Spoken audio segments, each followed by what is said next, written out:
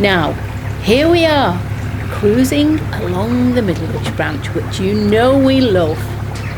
Who knows what we might see, or who we might see as we cruise along. Hope you enjoy.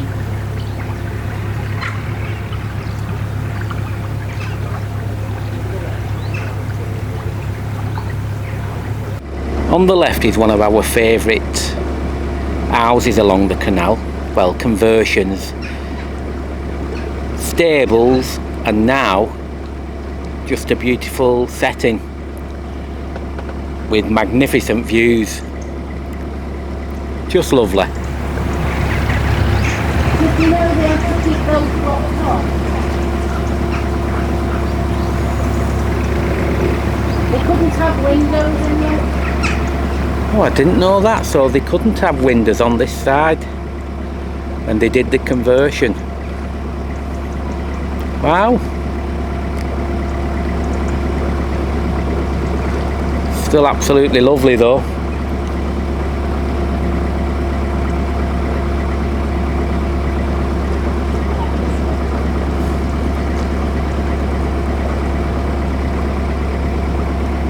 Yes, and in the meantime there's another beautiful one here. I think this is Bernadette's, one of Bernadette's favourites, this one.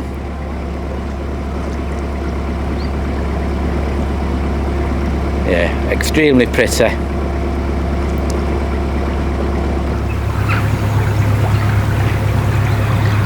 I like this one.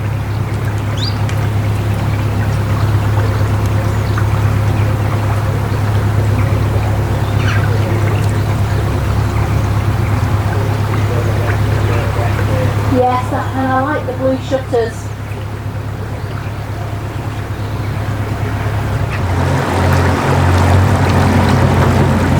Hold on tight.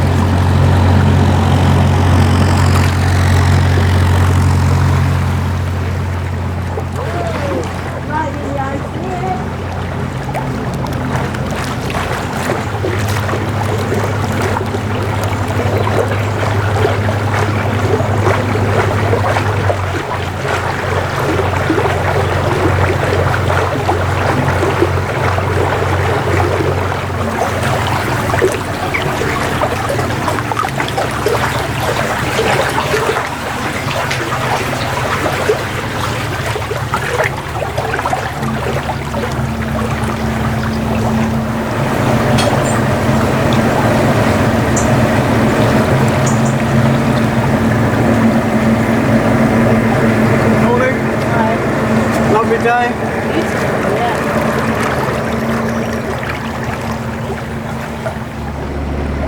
I have another one of my little stories for you. The working boatmen, they weren't paid much, but they worked very, very hard. But they had, should I say, they became creative. That's the best way of putting it.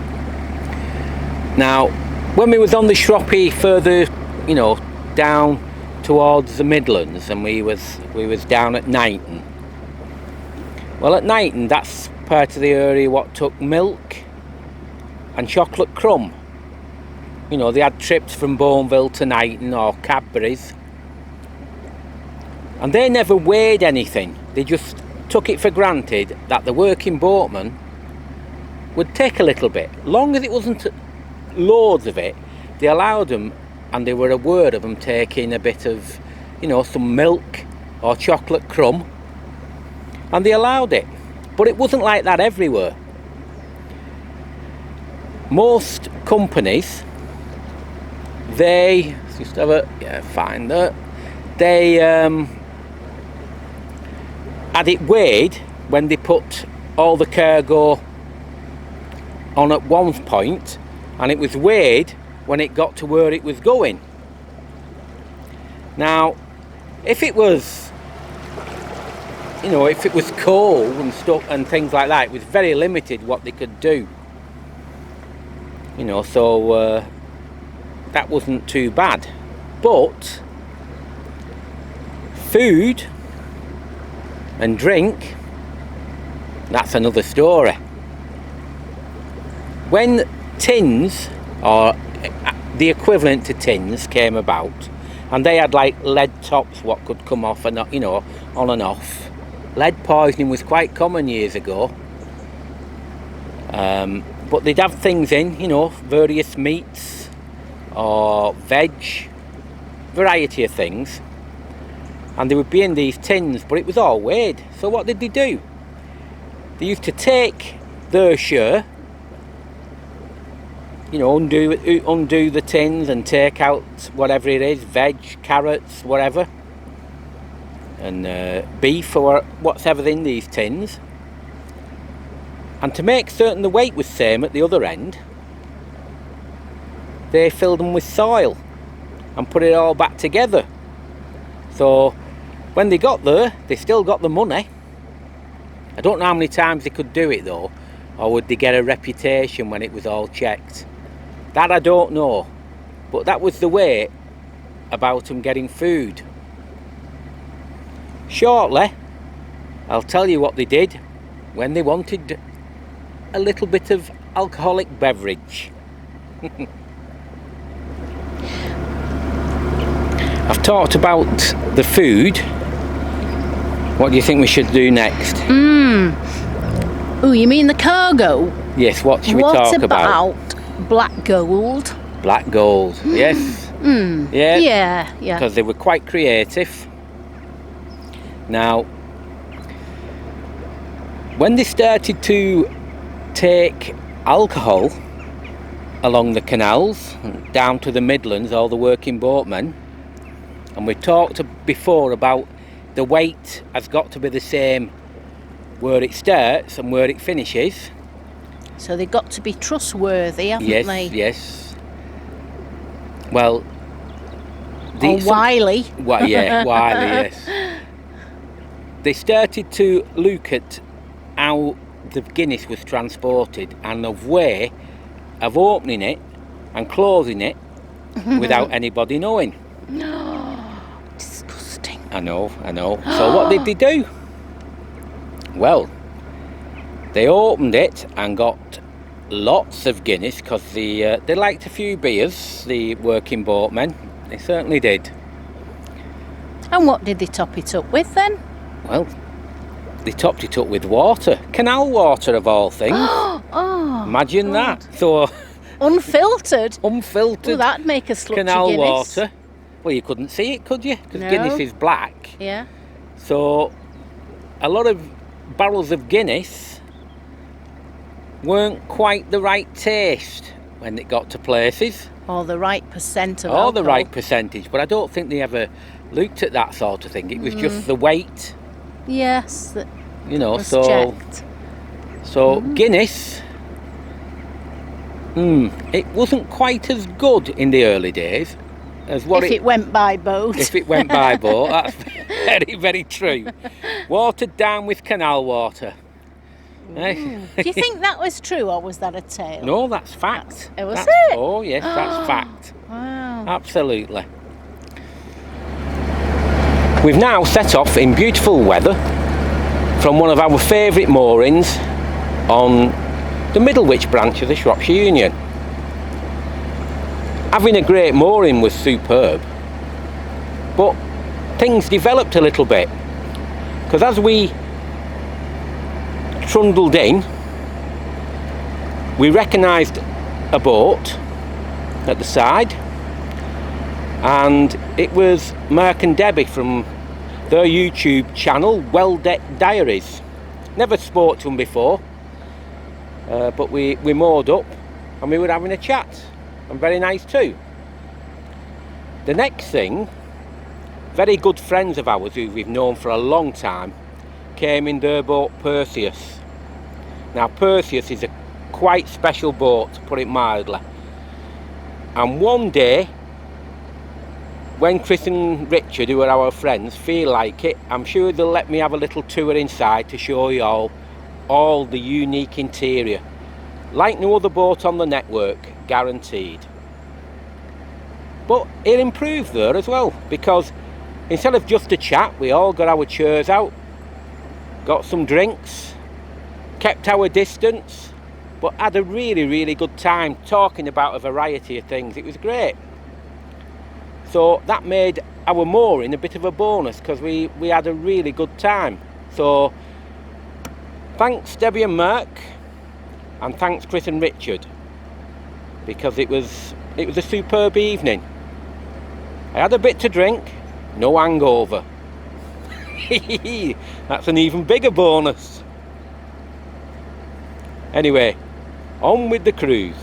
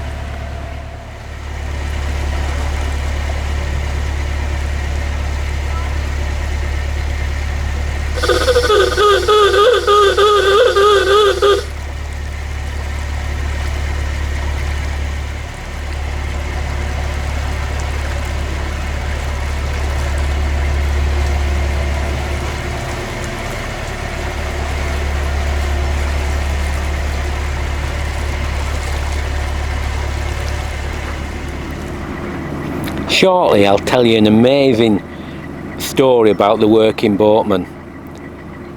I think when I tell it you'll say he's made that up. Or is it start of a joke? Well, it's not. This is a genuine thing what I'm going to tell you.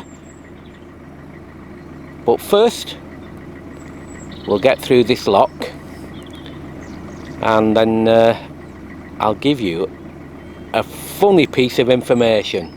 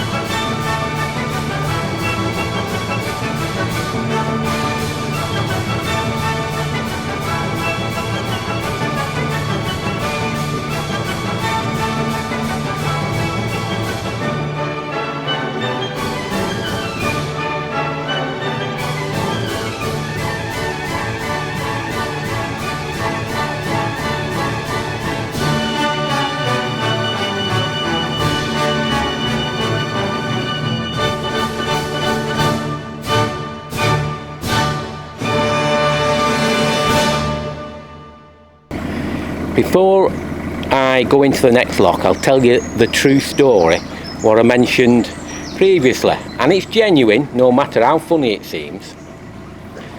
The working boatmen did a lot of poaching, which you would expect, because they're not well paid and they wanted to keep the family fed. So, you know, obviously rabbits were a common one, hares were a common one, probably pigeon as well, and they just kept them, you know, kept them in food, the family. But they did something very, very unusual, and this is a genuine thing, this. It's called partridge fishing. Thank you. Oh yes, very well, yes. Yeah. Yes, he was, yeah. Excellent. I just better carry on that. So, partridge fishing was very common. What is it? Well, it used to involve a rod, it used to involve a line, and it used to involve fish hooks. What were partridges quite fond of? I don't know how they found out. Raisins. So, the boatman used to throw out a line into a field. The hook was full of raisins, and the partridge just couldn't resist them, and when obviously it ate the raisins, it was hooked up, and they used to bring them back into the boat. No water, but it was known as partridge fishing. Told you it was unusual but true.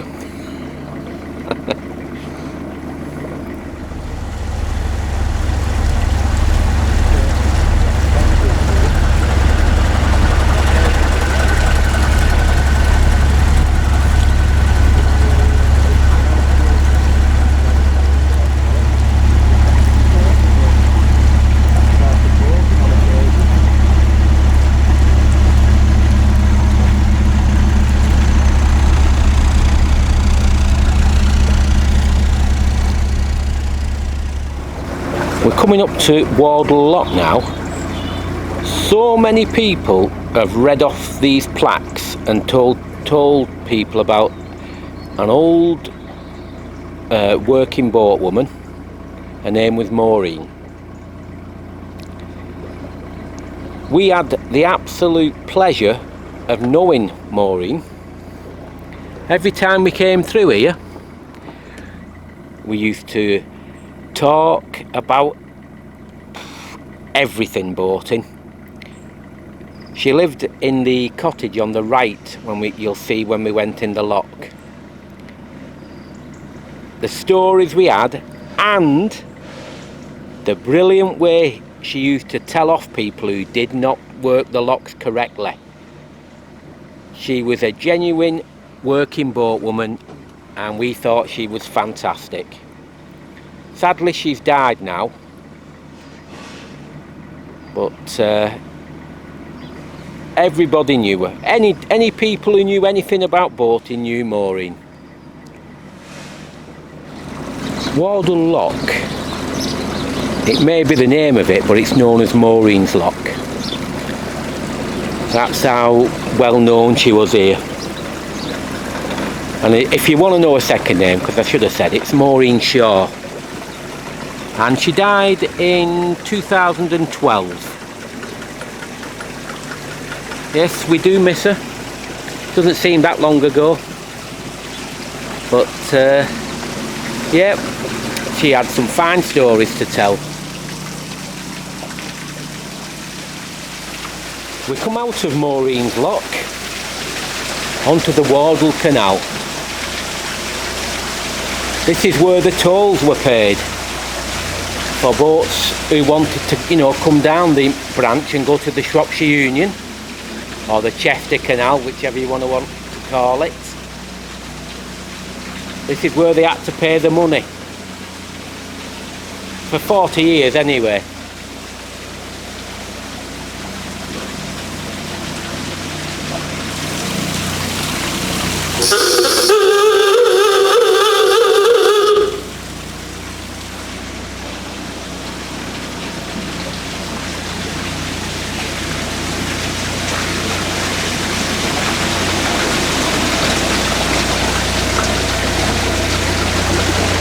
Yes, this little section was built in 1829.